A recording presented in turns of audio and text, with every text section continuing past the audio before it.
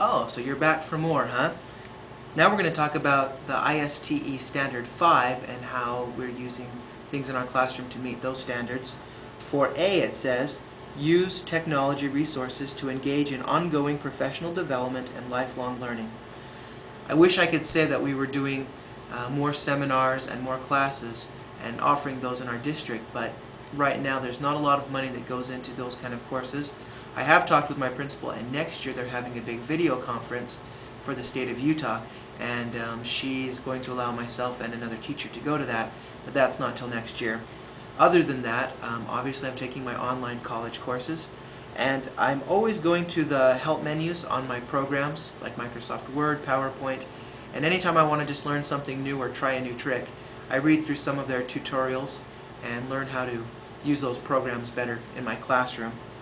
For Part B, it says, continually evaluate and reflect on professional practice to make informed decisions regarding the use of technology in support of student learning. And as I look through this, I didn't give myself a very high score. I know that there's lots of room for improvement in this level, but let me take you to my smartboard and show you a couple of the things I've used and how I use that to assess my students, and then I also use that information on my report cards. So why don't you follow me?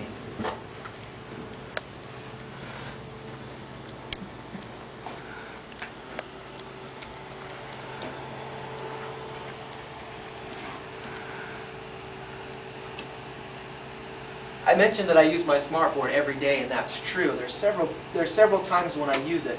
One of them is for language arts, and one of the activities I have my students do is we put sentences on the board, and I have my students go through and correct the sentences. You notice there's several mistakes. In fact, I tell my students that there are at least 8 mistakes to find in this paragraph. And they go through and they find them and they write them in their notebook. And this is a chance for them to be an editor and help me better make my writing better. Then after they're done, I call students up individually. They come up and they take the marker and they come up and fix any mistakes. So it needs a capital S there. And they'll go through and put in all the missing mistakes that it needs. If you've noticed, I've switched a lot of my slides. I've put a blue background, and then I've used a yellow that goes on top, because I learned in our lessons, in our videos, that the blue and the yellow together are very appealing for students, and it's calming. And I'm actually surprised to say that I have noticed a difference as we've done some of these activities. First of all, the first thing the kids said was, "Wow, that looks really good." And so I knew that it was a good choice. I do mix it up from time to time, but for the most part, I stick with a blue background and I give them the yellow. Although it looks like a blue pen, it's the yellow pen. And they really, really enjoy that. It stands out nice and bright. I've tried lots of different combinations, but this one is truly, as the book said and the video said, the best one that I've found. So they go through that, and then I can use this to grade their report cards. How well do they know contractions? How well do they know compound words? Do they know when to use a comma? How to make a compound sentence? Do they know how to make complete sentences? If you notice, this one has 2 sentences all run together, but they can go through and correct that and make it the way it's supposed to be. And then at the end, I can click on the slide and show them what it would look like all the way fixed. And they can check their work in their notebooks to make sure that they did it right. So that's one thing I do. Another thing I use is my math. It's a great way to go through the assignment with the students and see what the way they're coming up with their answers, and then also to check the answers with them. So going along with our copyright laws and what we've learned in our lessons, last year actually we asked the company of this math program if we could scan in their assignments, and they actually gave us permission. In fact, they went so far as to take our big book that we share with the students and we go through with them. They actually they photographed them or scanned them all in and actually put them on a CD for us and allowed our school to have those. So if we wanted to, instead of using a book that's this size, we've actually got it scanned in so I can make the book this size. And with their permission, we've put in all the math assignments, and every day I can go through and check what the kids are doing and how they're doing it, and we can work through hard problems together, and it's been very successful. So those are some of the things I've done there. For Standard C it says, or for Standard 5 Part C it says, apply technology to increase productivity. That goes along with this math assignment. More kids are finishing their assignments on time because they can do it with me. And then also another thing I've been doing is we're getting ready for our school play, and I can actually go in, and while students are working individually,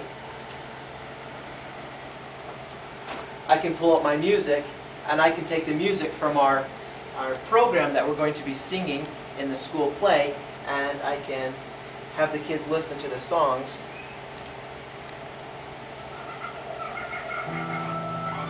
And they can sing along while they're working, and the kids love it, and at the same time they're doing math and they're getting ready for the school play. So that's been another great resource that I use all the time in class. For Part D it says, use technology to communicate and collaborate with peers, parents, and the larger community in order to nurture student learning. I do several things with that. One of the things I do is I email parents all the time, and I keep kind of like an online journal of what some of my students are doing, both good and bad, but it's been a great resource for students who struggle in class and tend to do things that they're not supposed to. I can keep accurate records of what day certain things happened if parents want to know, or if they say, well, what kind of things is my child doing, and I can't remember exact details. I can go into my files, my discipline files, and actually pull out the exact record and say, on this day, these were the things that were recorded. And I always try to put a few good things in there so that I can show the parents, yeah, these bad things did happen, but he did do some good things, or she did do some good things. So those are some ways that I'm helping to communicate with parents. I also collaborate a lot with teachers. Being a male teacher in 2nd grade, a lot of teachers come to me for help with technology issues, and so I'm very kind, and I like to share all my lesson plans with them. And in return, a lot of times they help me run off copies of other things or tests. And so a lot of times they'll ask me, can you do this? Or you have a scanner, can you scan this for me?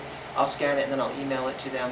And so those are some of the ways that I've collaborated with my peers. And so in closing, just a couple of things I want to show you that I've been doing with my students.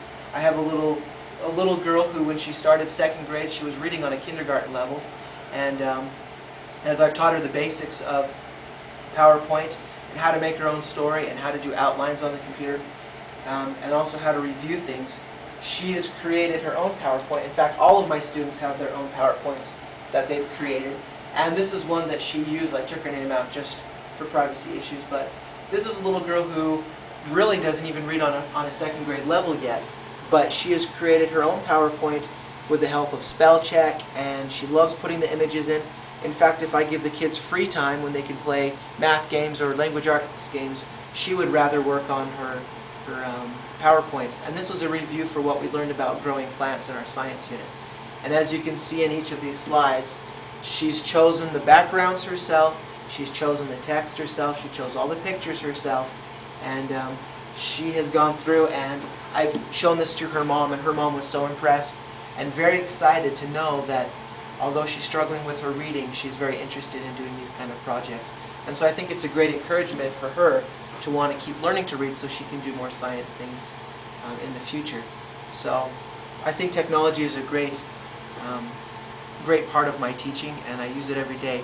And I hope that we can continue to learn more as we go through our college lessons. So thank you for coming by.